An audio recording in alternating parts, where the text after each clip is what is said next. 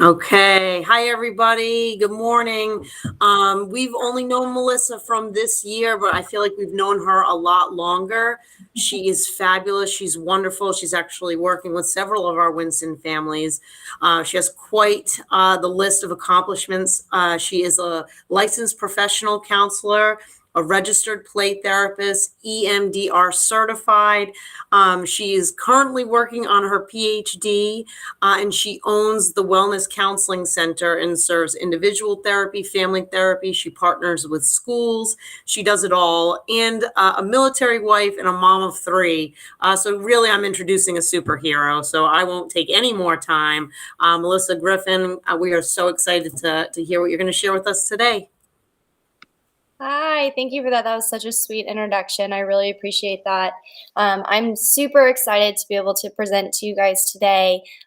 Presenting is something that I absolutely love to do. If I can, my whole aim is wanting to bring just a little bit of wellness back to your nest. So if I get to do that in little bits and pieces, that just brings me a ton of joy as well. So hopefully you guys find something that is beneficial. We're going to be talking about some real practical strategies that you can do to deal with those life's little bumps that you had. These are things like every day that you go through that just really like kind of wear you down, right? So if we're thinking of like a car going over lots of speed bumps, like one speed bump's not a big deal, but if you went over, a whole street of speed bumps, that might do some damage to your car. And so that's kind of how I like to think of parenting, right? If we're constantly going over speed bumps, it just sets the house and the tone and all of that up for negativity. So, and when I get frustrated, I fall into some habits that I don't necessarily like to admit that I do, like yelling or something like that. So I want to give some tools and strategies that when you feel yourself getting frustrated, you can fall back on these, and you're going to say to yourself, "Oh, I know what to do here. This is what I'm going to say." And so hopefully we'll be able to kind of give you guys some like practical things you can do like today. So I'm going to see if I can share a window. Okay, hang on. Okay. That should allow you, Melissa. Yes, thank you. It looks like it's going to work. And let me put this in. Perfect. Okay, can y'all see? Y'all can see my presentation. Okay, let me see if I can make it present now. COVID has, I guess, made us all get a little better with the presenting. Okay, can you guys see my slide right here? Yep. Okay, great. All right, so like Miss J said, I'm an LPC. She went over the highlights. I was a teacher first, so I taught 5th and 1st grade. I went to Ole Miss and I got my degree in elementary education because I thought I wanted to be a teacher. And then I also got my degree in psychology at the same time because I wasn't quite sure I wanted to be a teacher. And so that was a good thing because after my first year of teaching, I was like, ooh, this is not exactly for me. And here's what I'm really passionate about. And that was the kids' mental health and social emotional learning. So I started my master's at SMU, and after lots of years and many classes and lots of hours of training and supervision, I became a fully licensed LPC, started Wellness Counseling. During that time, I managed to have 3 kids, all boys, and we are also a military family, so we are quite busy a lot of the time. And so I feel like I can sympathize and empathize with a lot of the parents here, because just because I know this stuff does not make us a perfect little family. We have our own struggles as well. And so we're going to get into that. And so one of the things I like to talk about is I like to kind of give rules of thumbs. Rules of thumbs are really great, easy little ways to remember some of these things that I'm going to teach you today. And so I didn't create this on my own. I stole it from Gary Landreth, and Gary Landreth is kind of the founder of play therapy. I modified some of them. I'm going to give you all those resources at the end too. So my first rule of thumb when we're talking about life's little bumps is you can't teach a drowning person to swim. So before we we get into what to actually do when your kids are acting up or having a tantrum, I want to talk a little bit about the brain and kind of what happens in the brain, because that's really important to understanding how to pick the appropriate strategy to help them cope and help them re-regulate. So there's lots and lots and lots of different parts of the brain. I'm going to kind of lump them together. We've got our left side of the brain, which is your logical side of the brain. You've got your right side of the brain, which houses, more of your emotions. That's your creative side of the brain. And then you've got this reptilian brain. And that is the oldest part of the brain. That was formed back when we were cavemen. That was like one of the very first parts of our brain structure to be formed. And in your reptilian brain is your amygdala and your hippocampus. And so those two are really important. That's part of your limbic system. That's really important when we're talking about emotions and regulation. The amygdala will send a signal to the hippocampus, which sends a signal to the rest of the body, depending on what it is. So if you're nervous, that goes to the hippocampus, and then that usually makes like your stomach feel nauseous, or maybe your head hurts or something like that. And so most of the time when we're regulated, all of that is working together. Your left, your right, and your reptilian brain are all working together. But so what happens when we get dysregulated is they stop working together. And we're going to talk about what that looks like. But first, I want to make sure we talk about that stress response, because that's what dysregulation is, right? So remember, I love this guy. He's the Geico caveman guy, right? So easy, even a caveman can do it. So back when we were cavemen, our stress response was super important, right? That's that freeze, flight, and fight. Okay. And so it was super important because, we weren't living in cushy houses. We didn't have, air conditioning and a nice bed to sleep in.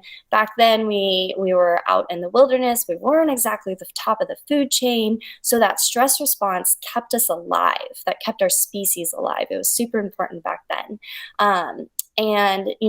So now, fast forward, 2 million years or whatever, we still have that stress response. Our brain has not caught up with our modern living just yet.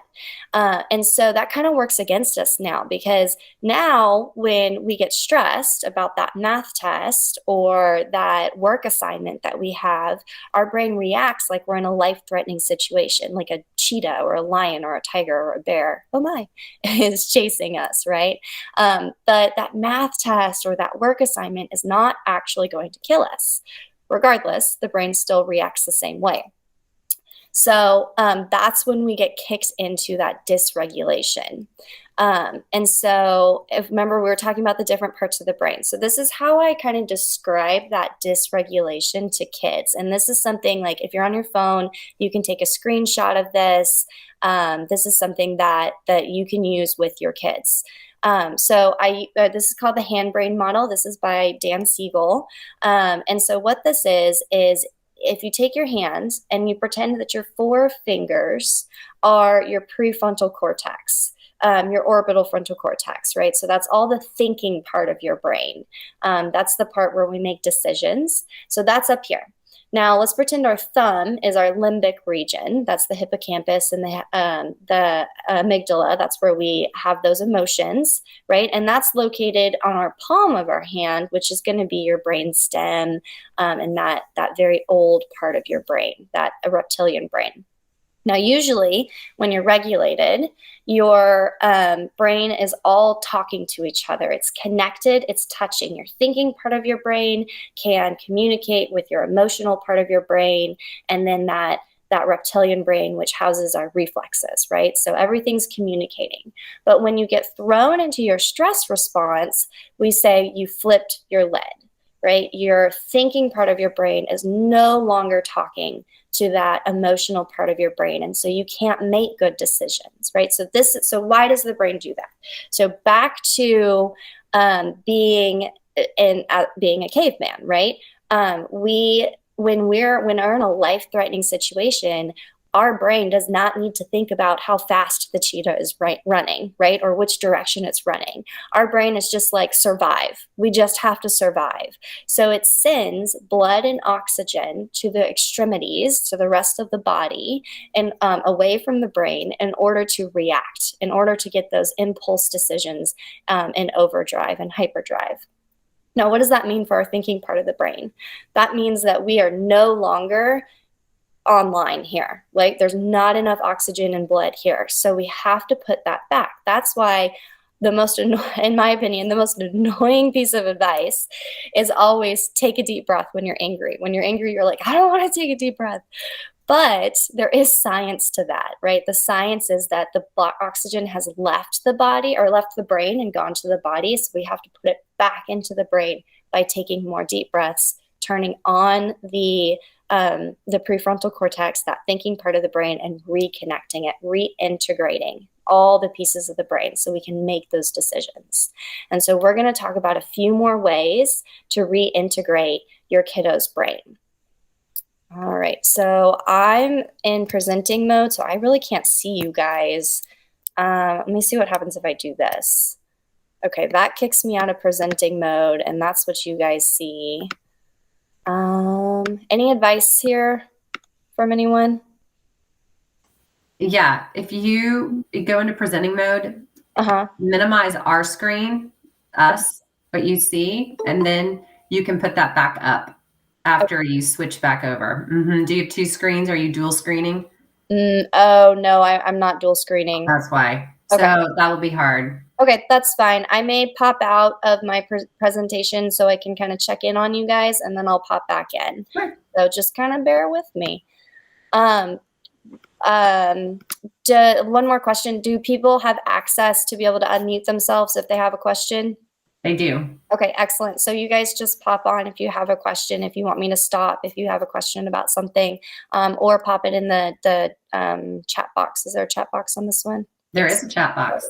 Very good. So I usually use Zoom, so I'm not super familiar with Google Meets.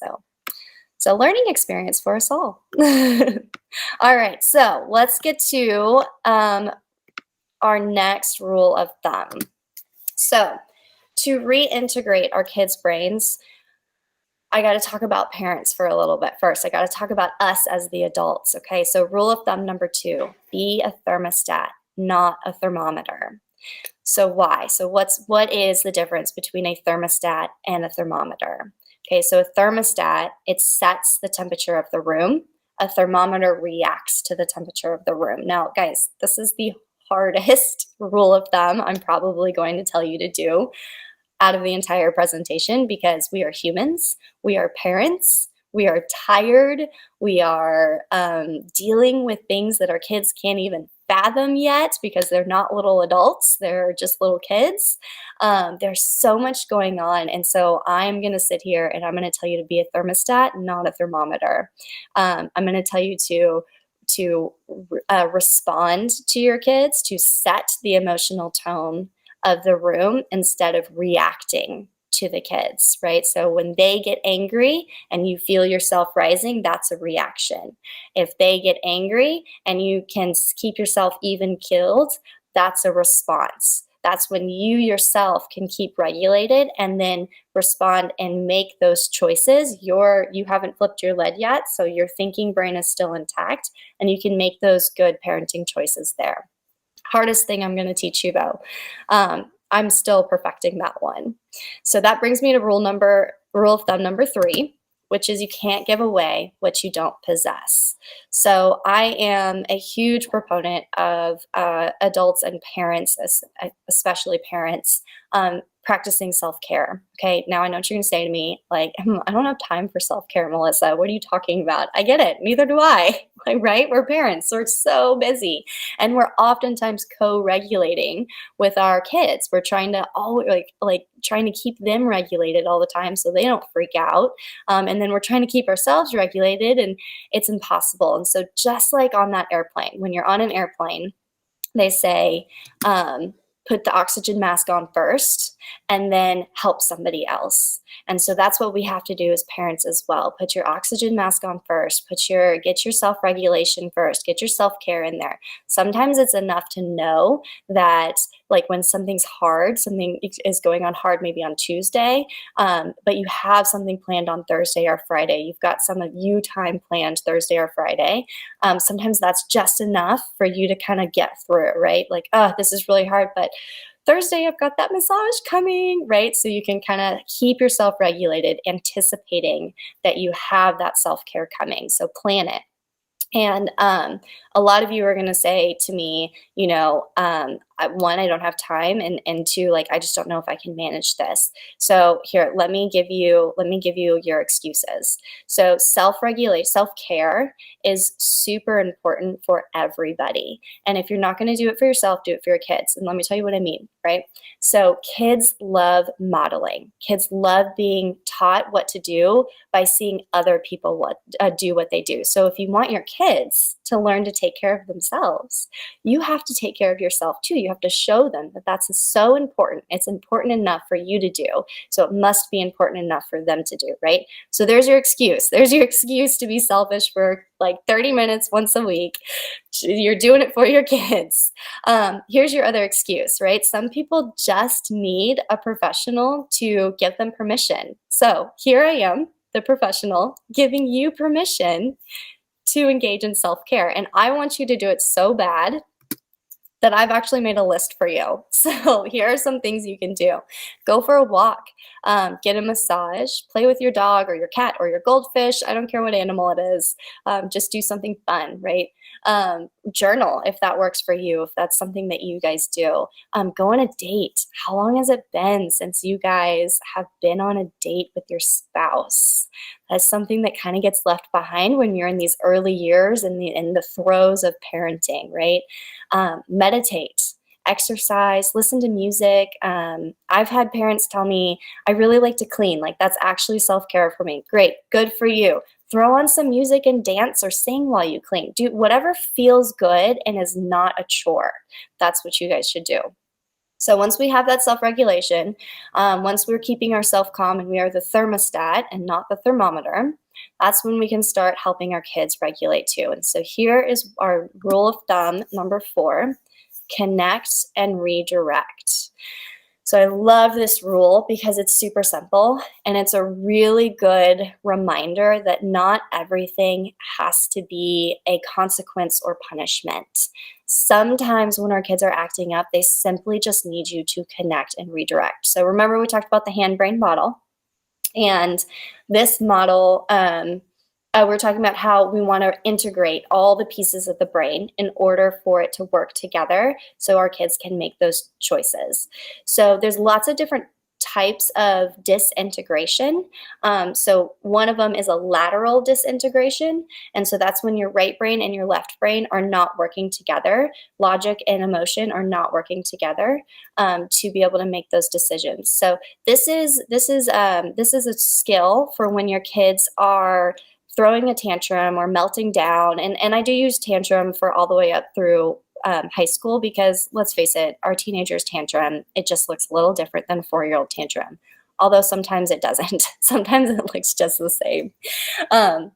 So this is those tantrums that are like illogical. You're like, what? That doesn't even make sense, right? So this is how it works. So you're going to connect with the right side first because those illogical tantrums are solely emotionally fueled.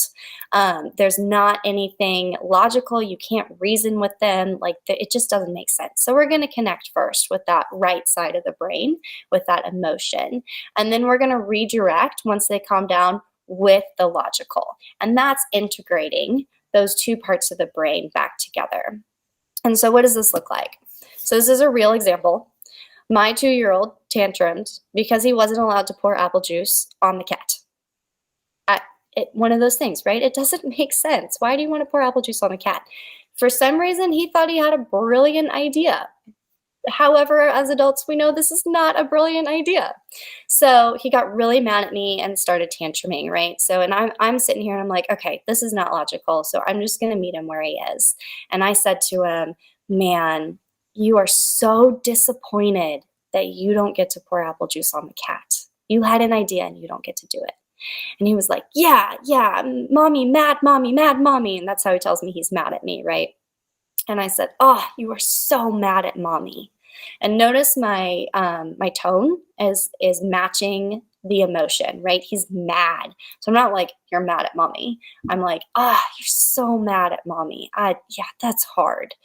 And then I opened my arms and I offered a hug and he came to me. Sometimes he doesn't. Sometimes when I open my arms, he goes, And I'm like, all right, that's okay. I'll give you your space then. But I offered it. He came to me. He let me hold him.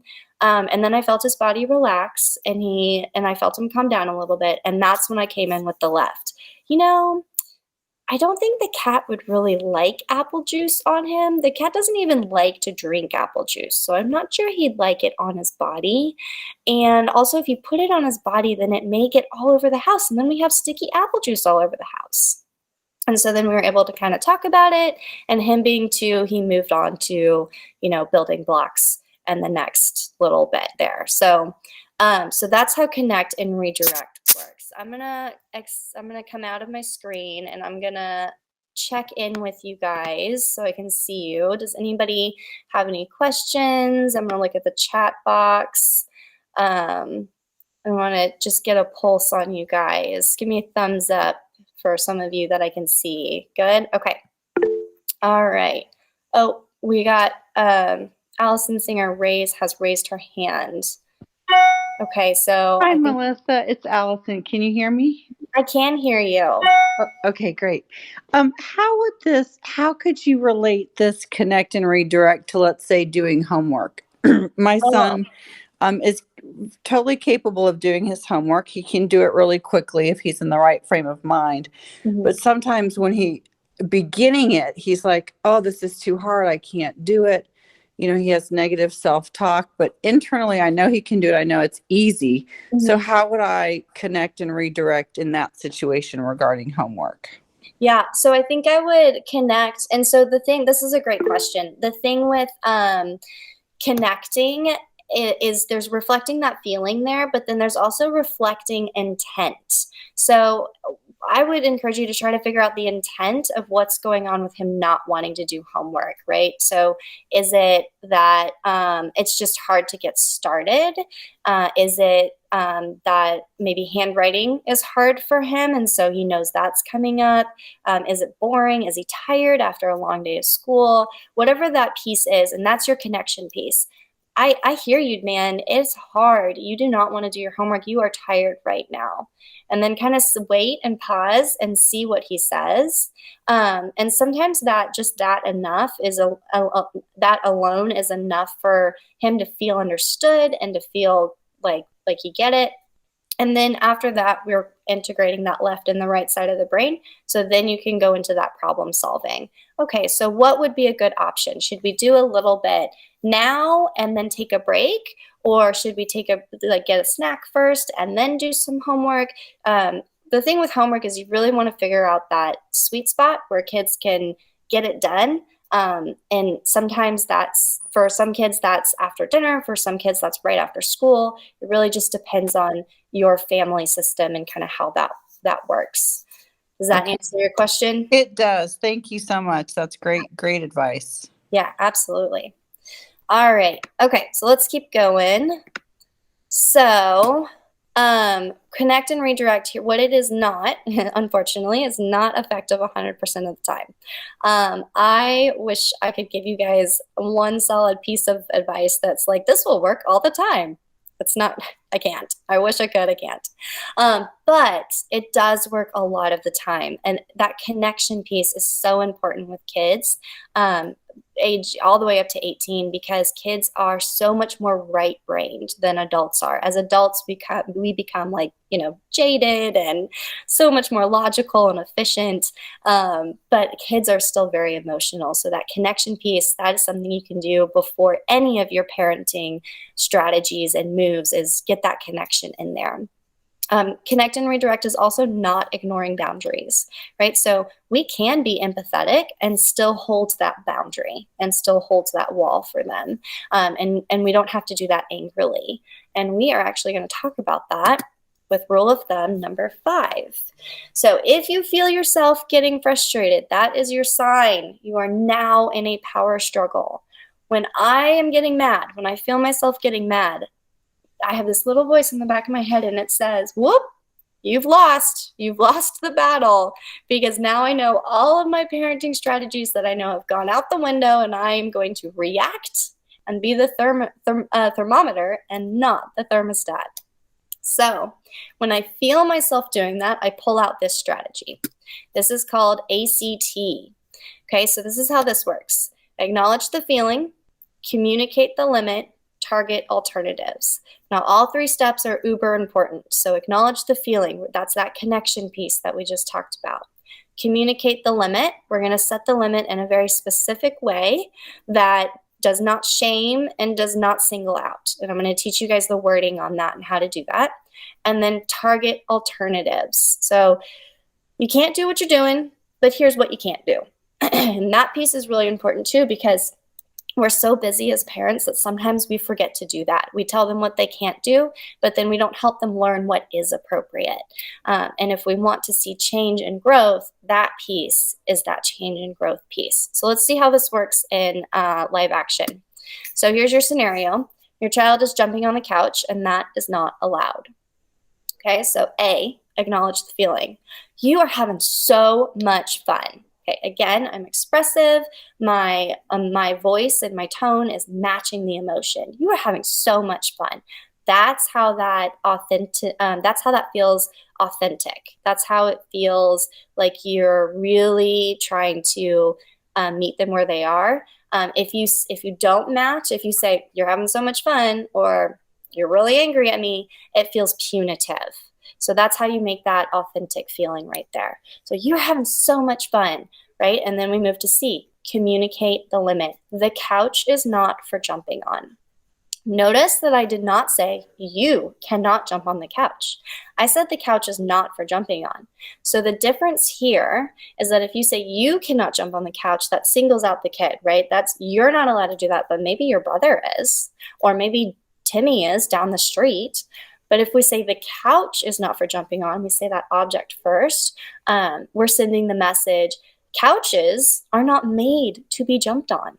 If you are the president of the United States, you still cannot jump on the couch. This is a universal rule, right? So it's a little bit less like in your face, like kind of at you. And it helps kids to not feel so defensive sometimes.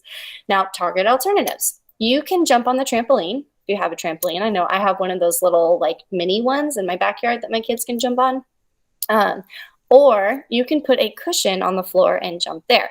Now, the thing with your alternatives is both have to be acceptable to you. So this is not a manipulation tactic, right? We're not going to say something that they can do and then something that like a punishment that they wouldn't be able to do.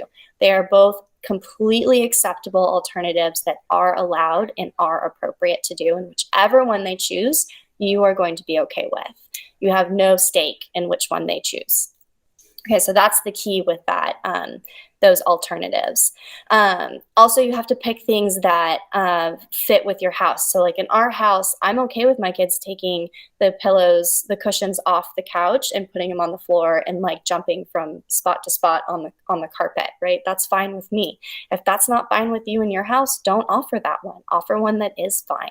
So make sure you think about those. All right, so key tips here again. Say the feeling words with emotion. Ooh, I had a typo there. Feeling word with the emotion that matches. I'm going to go back. If you are on a phone and you want to do a screenshot of this one, I want to give you a quick second to do that screenshot I know that's how I remember a lot of my stuff with my mom brain. So, all right. Okay. And then I'll give you a second to do a screenshot here if you want that as well.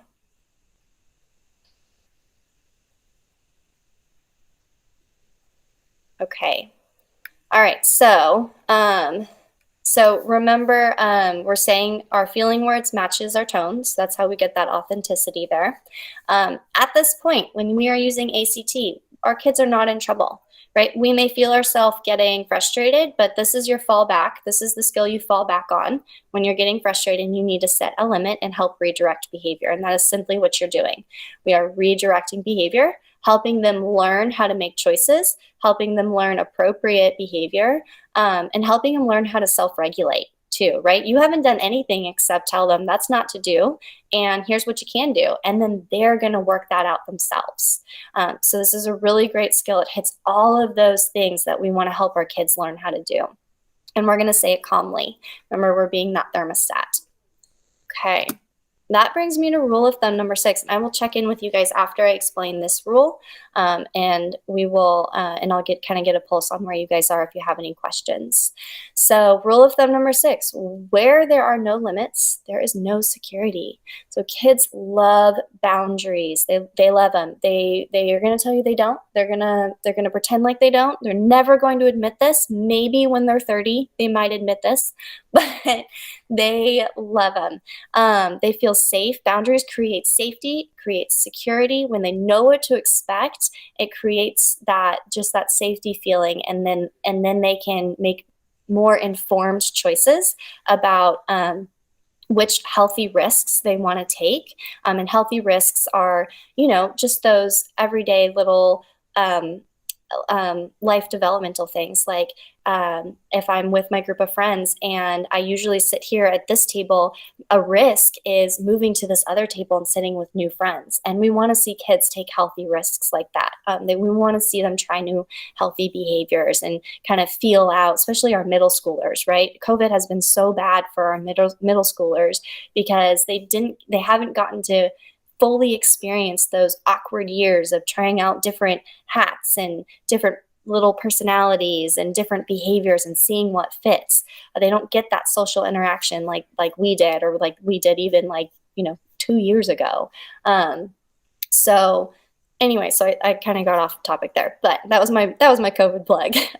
But that is why we keep boundaries. And so what you're going to say, so I imagine a lot of your question is, okay, Melissa, ACT is great. That is a great way to set a limit. I love it. What do I do when my kid doesn't make a choice? What do I do when my kid is not listening, right?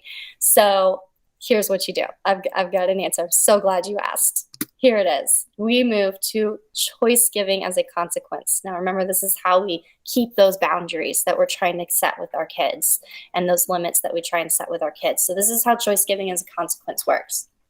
If you choose to jump on the couch, you choose not to get to watch TV.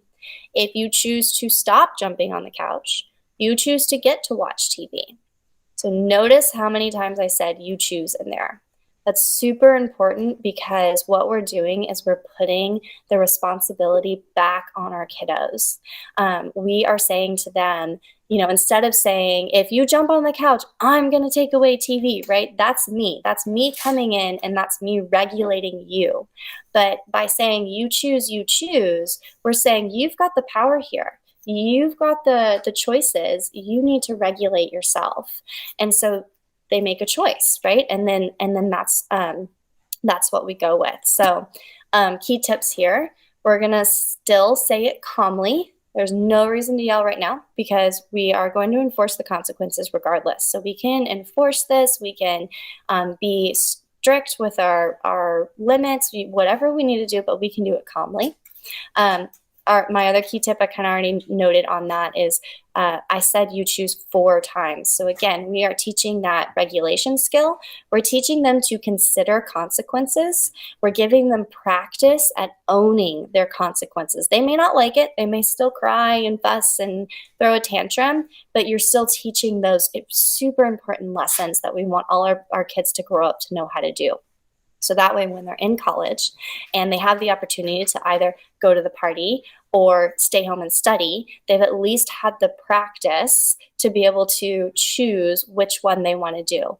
Now, you may not like their choice, but they've thought about it, and that's what we want to see them do.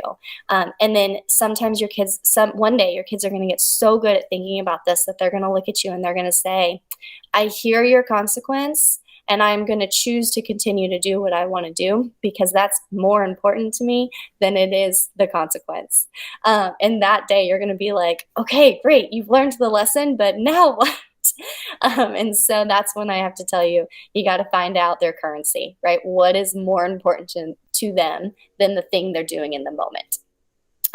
Okay, and then the other key tip with this is that when you say this one time, ACT you can say 3 times because the brain needs that time to be able to process and decide. But after that, and we're moved to choice giving as a consequence, the brain's already processed it, right? They're in it, they're doing whatever they're doing. So you say it one time, and the moment they make that next choice is the moment they've chosen that consequence. And that's what I say to them. The moment you chose to jump on that couch is the moment you chose not to get to watch TV, right? And what do they say? Would all kids do this? Oh, Mom, I'll be good. I promise I won't do it again. I won't do it again. Please let me watch TV. I'm sorry, kiddo. The moment you chose to jump on that couch after I had already said that is the moment you chose not to watch TV, right? So that's how we stick with that boundary. That's how we create that safety and security of consistency. All right, let me exit my screen and kind of get a pulse on you guys. Any questions here? Any thoughts? That works. I know this is the Oreo cookie story, the Oreo cookie theory. Yep. And we learned it a long time ago. And I felt so empowered by the word your choice at the time that we still in our household today, it's a constant. And it's true. I said it in the chat as like, this works. Like dirty clothes can be something that annoys me on the floor, and my kids it's like literally 3 steps away from the hamper. But I swear it even works with homework. I mean, if you choose, not to do your homework during the set time that we discussed, then you're choosing not to have your video games later. Absolutely. Yep. If you choose not to eat your dinner, you choose no dessert. You choose no dessert. Absolutely. Yeah. And after like 1 or 2 times, literally, with them figuring out, oh, well, I lost that. Not Mom took that away from me, but I lost that. They change their actions. They change their choices to get to the place that they want to be. It really works. And then you're not the bad person. Yeah. You're not the mean person. You're not the one who's always taking something away from them. Yeah. And it repairs that relationship a little bit too, right? So because you're no longer the bad person, you're just the one that's guiding and helping to direct, and they make their choices. And it also separates you as the parent a little bit. It makes you it gives you some separation. It's like, sorry, kid, you chose that, right? So you have less guilt as the parent being like, oh, I have to take this away again. Well, no, you didn't. They chose to lose it. That was their choice. Yeah. So I love this one. All right. So let's keep going. Okay. So this is where I kind of get into, rules. My rule of thumb number 7 is don't try to change everything at once. So I'm sure there's like a lot of things that you guys are thinking like, oh, I could use this here and here and here. Pick the thing that is bothering you the most and, work on that first, okay, using this language. And keep in mind that this language, it is a bit like learning a new language. So when you're in the moment, if you don't have something prepared, you're going to find yourself going, you choose not to, and you just, it's not going to come out, right? So what I want us to do right now, and if anyone's comfortable sharing, is I want you guys to create an think about, I think we just have a couple minutes. I know I'm kind of going over the time, but I want you to think about something that might happen or typically does happen. And I want you to write that out and have that ready so you can pull it out in your pull it out of your back pocket in the moment. So you're going to kind of create this script here. I'm going to come out again so I can see you guys. So does anyone have one that they would, I can give you like a minute. Does anyone have one that they would want to share or kind of talk through?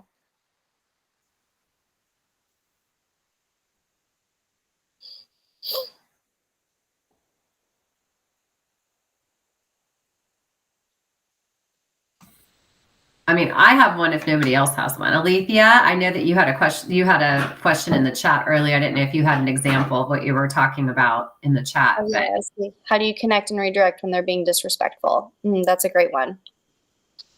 Do you want me to jump in on that one first, and then we can go back to, yeah, and that can kind of give you guys the some time to figure out, kind of work through that ACT. So, yeah, so disrespect is, I'm really glad you asked this question, because disrespect hits us as parents, and that is the thing that's going to make you be that thermometer and not the thermostat, right? Because you're like, oh, I feel disrespectful. And for most of us, that brings out a lot of frustration, and like you want to like get that respect back.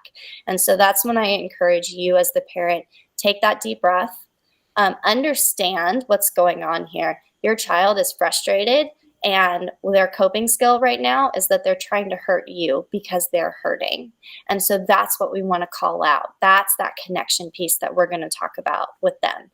Oh man, you are so mad that I'm not letting you play video games, or that you're not getting to play video games. So you're trying to hurt me too because you're that mad at me, right? And then just pause. Let that sink in, let it pause. And then once you have some of that regulation back, that's when you hit him with the left. So we know that I'm not for talking to that way. That's a limit, right? I'm not for talking to the way you just talked to. How do you think that made me feel? So we're going to teach empathy by talking about somebody else's feelings, your own feelings. So, and then work through that. Next step. So next time you're feeling frustrated, let's talk about some things you can do to let me know you're frustrated instead of trying to hurt my feelings. So that's how that connect and redirect works with that disrespect. All right. Okay, and then I just want to touch back on, where'd it go? Oh, there you are. I thought I lost you guys. I just want to touch back on that ACT and that consequence response. Do you guys have any questions on that? Anything that you can think of off the top of your head that you're like, how would I phrase this? All right, great. So if you do think of anything, you can always reach out to me. I'm going to give you my contact here in a little bit. I'm going to wrap up now by saying rule of thumb number 8, the number one way to decrease adverse behaviors is to play. No matter how old your kiddo is, play looks a little different. If you have a 4, 5, 6-year-old, you're going to be playing an imagination play, cars, Barbie dolls, cooking, whatever. If you've got anything older than that, you're probably going to be more in activity play. So whether that is playing video games with them, you're going to meet them. This type of play is a little bit different than just like hanging out. You're going to put your cell phone away, put those cell phones away. It's hard, but do it. You're going to want to make sure that no one else can disrupt you for this 30 minutes. That includes other siblings. And all it takes is 30 minutes one time a week to have that intentional interaction. And if you do that every week with your kiddos, research shows that that is the number one way to decrease some of these behaviors that you don't want to see. That it's that connection piece, guys. It's that relational piece. When it goes to teaching too, right? When our kids like their teachers, they learn from them. If they don't like their teachers, they don't learn from them. It's same thing in the house. If there's a lot of tension and negativity in the house, it's a lot harder to teach these lessons. So the way we decrease that tension and negativity is by intentionally putting in some positive interactions. And that's that 30 minutes of play. So that's my plug to play with your kids. We're so busy as parents, sometimes we forget. I'm not always good at it either. So I like to remind parents to do that, the intentional positive interactions. So this is another moment for you to take a screenshot if you want all of your rules of thumb in one spot. So I can give you a second to push those buttons and get that screenshot taken. I can also send this out to Miss J, who can kind of disperse it to you guys. Or you can, here are my resources. The Whole Brain Child by Dan Siegel and Tina Bryson. Bryson. No Drama Discipline is its counterpart. Those two are fantastic books. I gave you the tip of the iceberg on these parenting strategies. I could have done a 2-hour presentation on this. So I hope you found that these were pretty helpful and something you can implement right away. The Child-Parent Relationship Therapy Manual is a 10-week parenting course that I teach. I can do it in groups. I can do it individually. So there's a lot more skills there. And then that hand-brain model, you can search that on YouTube. And Dan Siegel, who is just a little bit dry when he talks, but also has really good information and goes more into that integration of the brain. And then this is my contact. If you want to take a screenshot of that, I'm happy to talk things out with you, kind of figure out what your next steps are. If you need more, if you just have a follow-up question, you can reach me here, or you can reach out to Miss J. She has my contact as well. And I'm going to stop sharing. And if you guys have any questions, I can be on for just a little bit longer. And would love to answer those or anything like that. I see a couple. What are some examples for play in high school? So this is going to be your activity, right? So you're not going to like get out a bunch of toys and play with your 15-year-old. You're going to say, hey, we've got 30 minutes to an hour to do something this weekend. What would you like to do? And you let them pick. You let them be, this is their time to be the leader, to be the teacher, to be in charge within limits, of course, right? We're not going to spend a ton of money and we're not going to do something dangerous. But this is their time to really get to be your leader. So maybe they want to go to a movie with you. Maybe they just want to go to the park with you. Maybe they want to go swimming. Maybe they want to cook something together, something that they're interested in that you can partake in as well. So that's what that looks like for high school.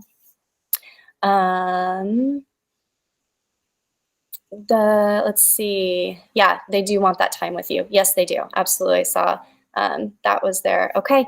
I think those are all the questions. All right, guys, thank you so much for letting me talk. Oh, wait. Stacy's raised her hand. Go ahead, Stacy. I think this was fantastic, Melissa. Thank you so much. I would say, too, something that's been really important in our life is making sure that dad has time with son as well as mom that's separate and distinct. And, you know, I know Julie's question was about for high school students, and our son isn't a high school student, and it's become more and more critical, I've observed through that aging process, that dad time is really, really important, not just for child, but for dad too, who will be getting the link to this meeting so he can watch. Yes, absolutely. Yeah, I get a lot of moms, and when I get those dads that come and are invested and engaged and like really wanting to learn, I like it just, yes, I love that because it's so important, especially for boys. There's a book called, what's it called?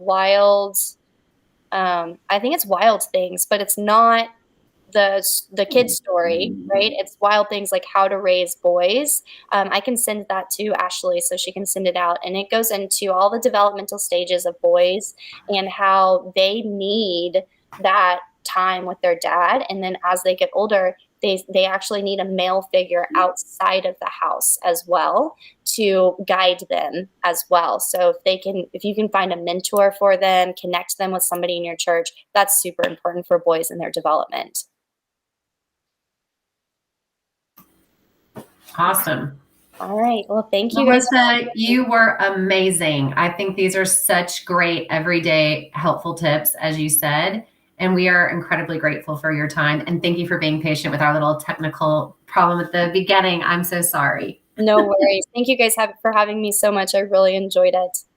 Thank you. Thank you, Ashley. Thank you, Philip, for finding her. She's fantastic. Thank you.